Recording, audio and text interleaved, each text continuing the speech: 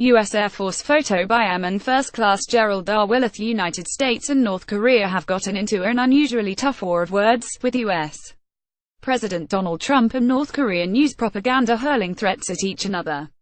Now, given the current political volatility in both countries, it's impossible to say war won't ever happen. But it's not as imminent as you may have been led to believe. Right now, it's business as usual for the Pentagon's vast, worldwide military machine. Advertisement continue reading below. Last week, President Trump threatened fire and fury and power the likes of which this world has never seen before.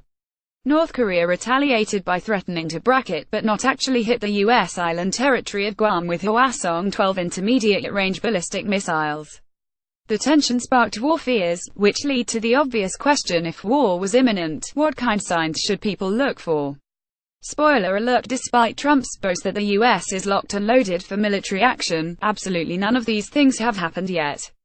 Those signs, as Breaking Defense explains, are called indications and warning IW signs by the intelligence community. IW signs include the Pentagon canceling leaves for soldiers, sailors, Marines, and airmen in the region, readying the U.S. military's global transportation and logistics network, and calling up reservists, whom the active duty military must rely upon to support any major military action. One obvious sign of the military preparing for war is an increase in firepower in the region.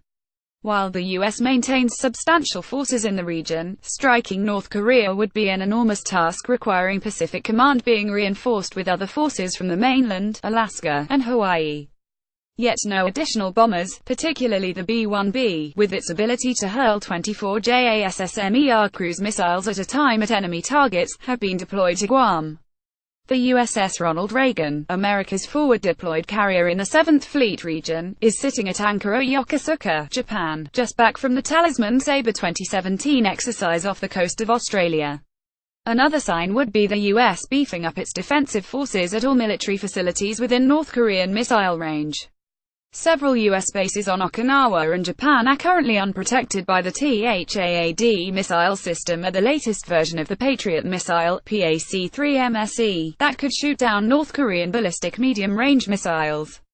All U.S. bases in the region would go into security lockdown to prevent North Korean special forces, which have planes that can ferry them as far as Okinawa or Tokyo, from carrying out attacks. Once again, not a single one of these IW signs have actually happened yet, nor has there been any indication they are even being considered. While conflict between North Korea and the United States could happen someday, it's not happening this minute, thank goodness. Read more at Breaking Defense.